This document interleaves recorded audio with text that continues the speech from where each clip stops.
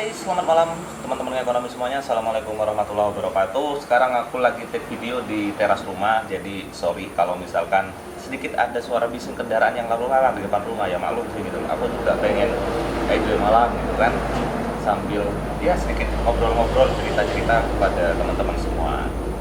Nah, waktu itu ada yang komen gitu loh. Waktu itu ada yang komen tanya, "Bang, bahas perdagangan internasional dong, khususnya untuk kurs ya dalam tanda kutip." Nah, di sini aku bakal cerita tentang kurs dan seluk-beluknya gitu kan. Kita ngobrol aja sambil ngopi santai, biar nggak terlalu tegang gitu.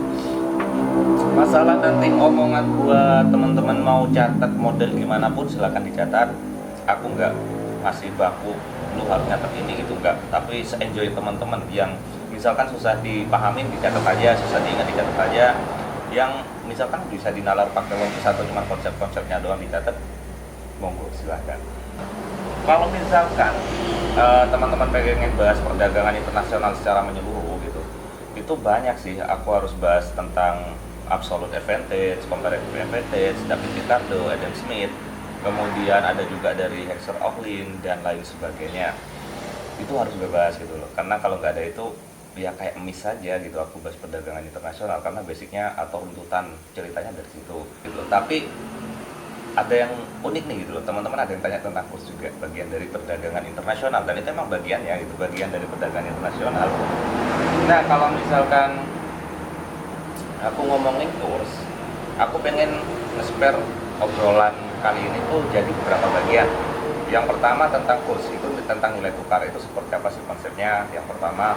Yang kedua, bagaimana sebuah nilai tukar itu bekerja,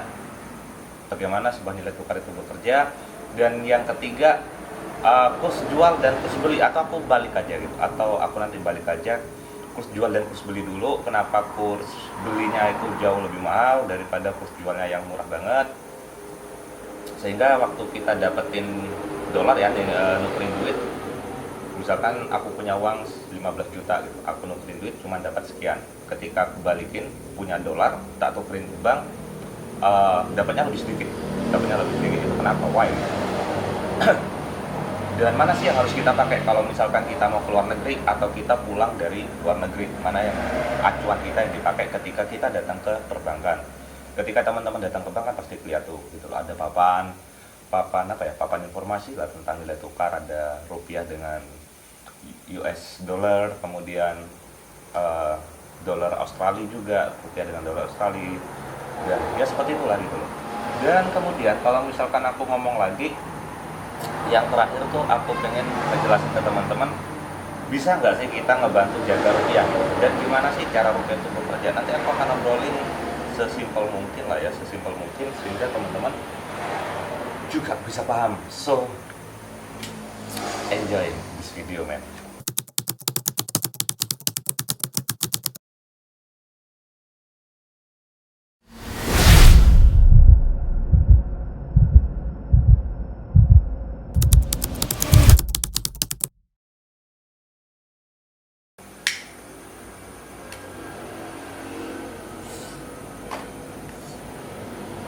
Nah, di obrolan kali ini balik lagi tentang konsep kurs atau nilai tukar.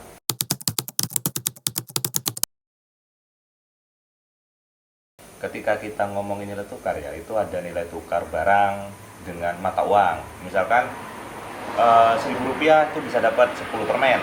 Kemudian 5 tahun kemudian 1.000 rupiah itu cuma bisa dapat 5 permen. Berarti nilai rupiahnya itu udah melemah. Simpel itu. Rupiah menguat, rupiah melemah terhadap mata uang lain. Nah, itu kalau barusan aku ngomongin tentang nilai tukar ya, nilai tukar antara uang dan barang. Kalau misalkan nilai tukar antara uang rupiah dengan mata uang yang lain, itu juga disebut kurs gitu, Nah, ketika aku ngomongin tentang kurs antara satu mata uang dengan mata uang yang lain, nggak cuma tentang barang doang. Misalkan kurs rupiah melemah, kurs rupiah menguat sekian poin, itu pasti berita yang sering kita dengar tiap hari gitu. Iya, tiap hari kalau misalkan teman-teman update economic news, pasti teman-teman sering ada artikel kayak gitu. rupiah muat sekian poin, rupiah melemah ditutup melemah sekian poin. Maksudnya apa gitu kan? Nah, maksudnya adalah ketika konsep melemah dan menguat. Jadi di sini aku ibaratkan terhadap US dollar. US dollar itu biasanya 1 US dollar itu hitungannya berapa belas ribu rupiah gitu. Kalau diibaratkan sih ketika kita ngobrolin satu seekor singa. Seekor singa ini aku bilang US dollarnya.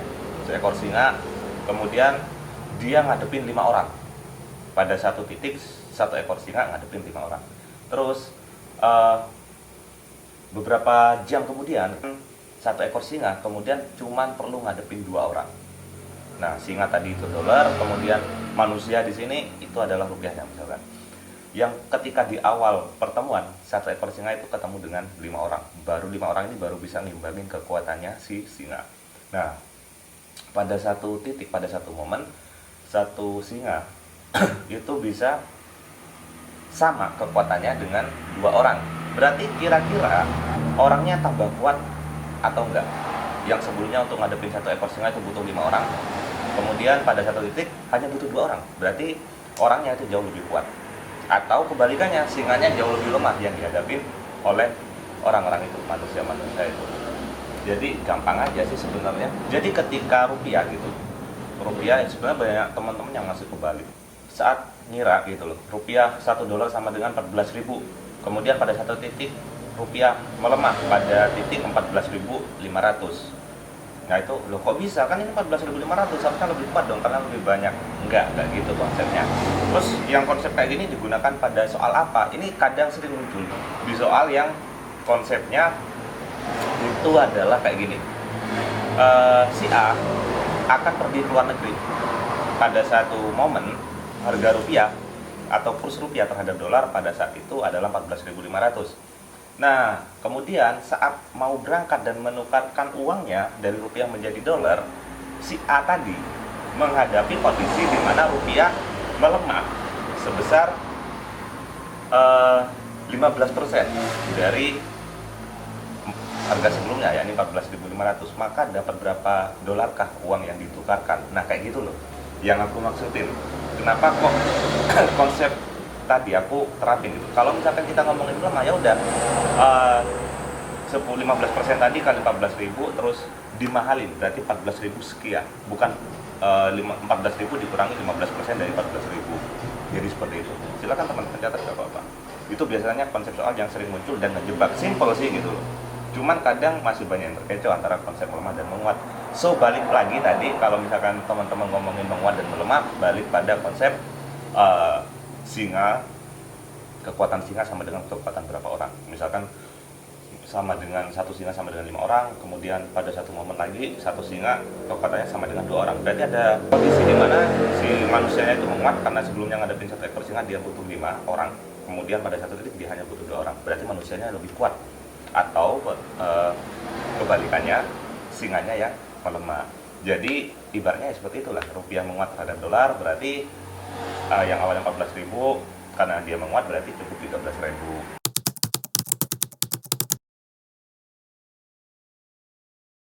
Konsep yang kedua tentang kurs jual dan kurs beli. Sering ada yang tanya, "Mas, aku kadang bingung gitu. Bang, aku kadang bingung bang gitu, ketika ada soal nih gitu.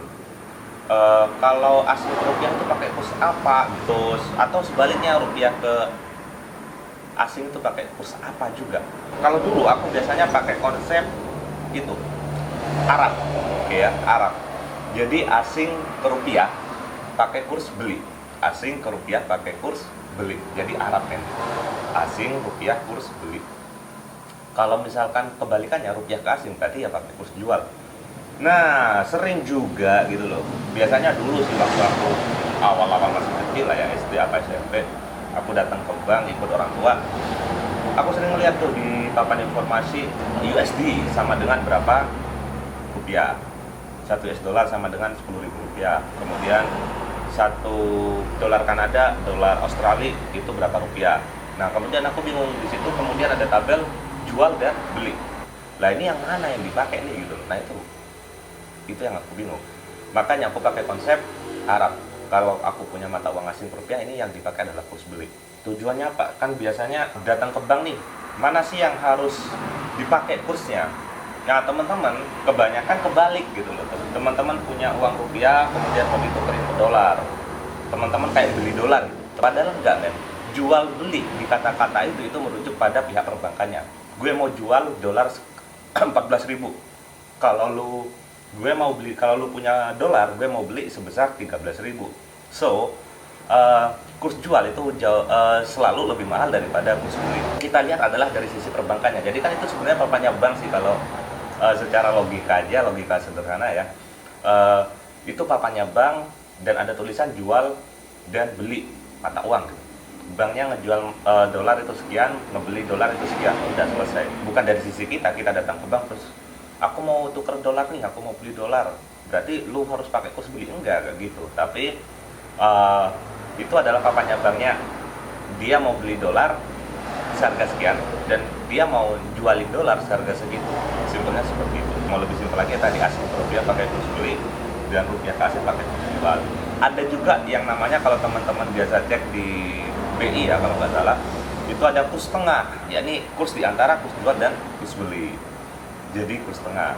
Kadang ada pihak yang menjual di kurs tengah itu. Tujuan kurs jual dan kurs beli itu apa sih gitu? Kurs jual dan kurs beli kok ada selisih gitu. Nah itu biasanya digunakan, selisihnya itu adalah, ya sekali lagi bank itu kan badan usaha bisnis. Jadi selisihnya bisa digunakan sebagai jasa lah ya atas usaha mereka gitu. Jadi kalau mereka jualan dengan cuma-cuma zero profit gitu, ya sayang banget.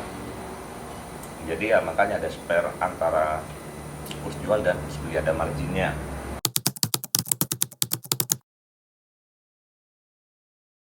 Kenapa sih atau gimana mata uang itu kok terus bergerak dalam teorinya?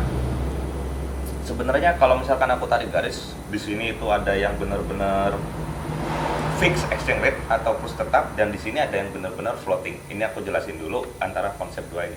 Dan ada yang mereka menerapkan di tengah-tengahnya. Mereka bisa floating, kadang mereka semi, atau bisa dibilang semi fixed exchange rate atau semi floating exchange rate, tergantung cenderung kemana. Itu biasanya teman-teman kalau nempuh moneter internasional ya, mata kuliahnya kalau kuliah nanti biasanya dapat. Cuma di sini tak jelasin basic-basicnya doang. Basic yang seperti apa gitu. Nah, kalau kita ngomongin fixed exchange rate, itu adalah kurs yang cenderung nggak berubah dalam beberapa waktu. Itu fixed exchange rate, kurs yang cenderung nggak berubah dalam jangka waktu tertentu. Itu fix ya. Kalau floating, dia nilainya berdasarkan demand and supply. Oke, nilainya berdasarkan demand and supply. Itu floating. Jadi dia selalu ngombak gitu. Demand and supply gimana sih bang maksudnya? Kayak konsepnya price taker men. Price taker itu kan harganya ya based on market gitu loh, berdasarkan pasar. Ketika demand-nya tinggi, ya udah nilainya akan naik. Ketika supply-nya yang tinggi, udah price-nya akan jauh lebih turun. Begitu juga dengan konsep floating exchange rate atau mata uang yang selalu floating, yang selalu berubah di situ. Misalkan suatu negara, Indonesia lah ya, katakanlah Indonesia, kegantungan laptop lah gitu, atau kegantungan iPhone gitu, itu yang paling sering. Nah, karena perakitannya di luar, produksinya di luar juga, mau nggak mau kita impor. Dan ketika kita impor iPhone, teman-teman butuh dolar nggak? Atau para reseller yang ada di Indonesia, entah itu di Gmap, entah itu iBox dan lain sebagainya, mereka butuh dolar untuk ambil iPhone dalam jumlah yang nggak sedikit atau yang cukup banyak. Nah, ketika mereka butuh dolar, mereka akan datang ke mana men? Mereka akan datang ke bank, bawa rupiah gitu kan, nukerin dolar. Gue mau buat belanja iPhone atau buat nyetokin iPhone yang banyak gitu. Nah, ketika mereka datang sudah dapat dolarnya, ya udah, berarti di pasar demand dolar sedang naik, demand dolarnya sedang naik. So, kurs dolar akan menguat men terhadap rupiah karena itu tadi, karena demandnya naik. Gitu juga sebaliknya, rupiah akan melemah terhadap dolar.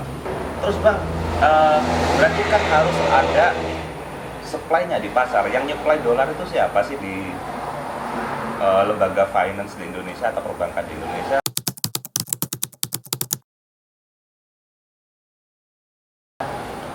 BI itu yang memegang cadangan devisa. Cadangan devisa kan berupa dolar, emas dan lain sebagainya. Nah, teman-teman bisa cek di websitenya BI, cadangan devisa Indonesia itu berapa juta dolar gitu kan.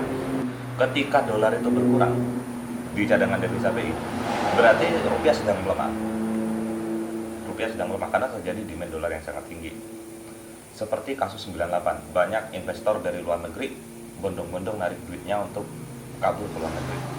Akhirnya mereka narik uangnya dan kemudian langsung ditukerin dengan dolar dan tercampur ke luar negeri. Akhirnya dolar excess demand, permintaan dolar berlebih, yang akhirnya rupiah itu jatuh waktu itu hingga kalau nggak salah 17.000 ya, kalau nggak salah. Itu proses terjadinya gimana kurs itu bekerja. Nah, BI coba jaga ini dengan menjaga cadangan devisa. BI dapat dari mana? Indonesia dapat dari mana? Cadangan dolar bisa dapat dari ekspor. Kemudian orang-orang luar negeri yang mau datang wisata ke Indonesia itu bisa ngejaga kurs banget. Kenapa pemerintah habis-habisan mempromosikan wisata Indonesia di luar negeri agar mereka datang, wisatawan yuk datang ke Indonesia, itu banyak. Kemudian selain ekspor banyak sektor lah ya yang pokoknya sehingga dolar bisa masuk ke Indonesia. Kalau penjelasannya itu bisa lama men. Jadi gitu, BI nge-save gitu loh. Ketika orang luar datang ke Indonesia, mereka pasti need rupiah gitu. Mereka butuh rupiah, terus datang ke banknya ngasih rupiahnya ke orang luar tadi yang punya rupiah, dan mereka akan perbankan ini akan terima dolar. Nah, balik lagi yang nge-supply rupiah itu siapa? BI gitu loh. Nah, perbankannya nanti nukerin ke BI, ditukerin rupiah lagi, BI akan nge-save itu dolarnya. Jadilah cadangan devisa Indonesia. Buat apa gitu? Cadangan devisa bisa buat belanja luar negeri, kemudian ya tadi kegiatan ekonomi lainnya, dagang.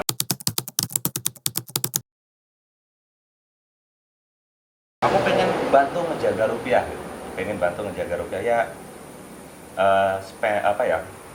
tahan dulu lah. Kalau misalkan rupiah lagi melemah, jangan belanja gila-gilaan.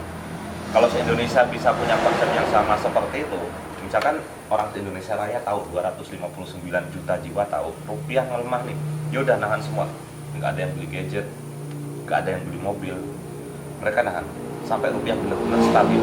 Sesimpel itu kalau misalkan kita ingin terlibat langsung.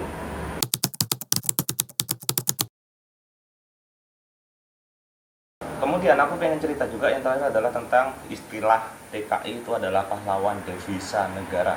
Pahlawan devisa. Barusan aku ngeceritain tentang cadangan devisa, gimana itu terbentuk secara sederhana, dan kemudian bagaimana juga sih TKI itu bisa dapat julukan pahlawan devisa. Pasti teman-teman udah bisa nebak.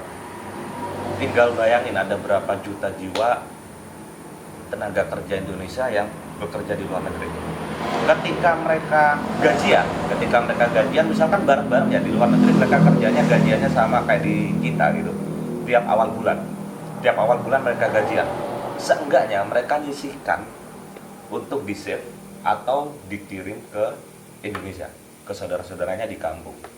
Dikirim buat ditabung atau dibelikan sesuatu. Atau dikirim buat anaknya yang nggak ikut kerja di luar negeri. Nah, ketika mereka ngirim ke Indonesia, mereka butuh yang namanya rupiah, jelas. Karena transaksi di sini kan pakai rupiah. Jadi, ketika mereka udah gajian ngirim uang ke Indonesia, jebret, mereka butuh rupiah. So, demand rupiah pada saat itu juga pasti naik, guys. Demand rupiah pada saat itu juga pasti naik. Maka dari itu, ketika rupiah menguat, wah itu bagus banget gitu. Bagus banget buat kestabilan, ngimbangin. Negara dapat devisa atau dapat dolar, kemudian rupiah juga ikut menguat. Bagus nggak? Bagus dong. Nah, itulah kenapa TKI dapat julukan pahlawan devisa. Kalau kurs melemah bagus nggak sih bang gitu? Kurs melemah itu nggak selalu jelek. Kenapa kadang BI selalu menjaga itu? Selalu menjaga sekalipun rupiah melemah, tapi mereka ngasih batas, dan hitungannya itu susah banget. Ngasih batasnya gimana? Batasnya adalah pernah ketika terjadi trade war ya tahun 2017, waktu itu aku ingat banget, aku selalu live, rupiah hampir menyentuh 16.000 kalau nggak salah waktu itu, apa 15.000 aku lupa. Rupiah hampir menyentuh angka itu.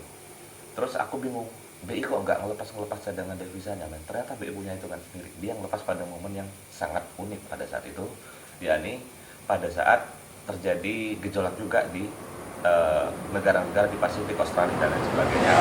Kemudian negara-negara di Asia juga dolar melemah, dan BI ternyata melepas devisa pada momen itu. Yes. Udah langsung balik, muat tinggi banget.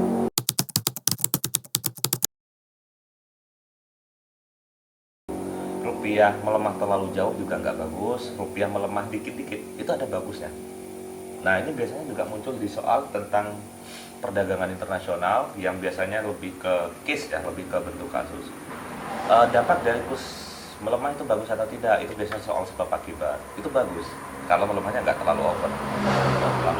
Misalkan hanya turun 100 rupiah, hanya turun 200 rupiah, itu efeknya apa? Efeknya adalah ekspor Indonesia bisa meningkat. Ya, ekspor Indonesia bisa naik. Naiknya seperti apa? Ya ketika kita jual yang barang sebelumnya $1 dapat 13.500, jualan berikutnya $1 bisa dapat lebih banyak. Jadi barang kita akan laku di luar negeri jauh lebih besar daripada sebelumnya. Nah, itu salah satu bagusnya kurs yang lebih kecil atau yang melemah tapi nggak over ya.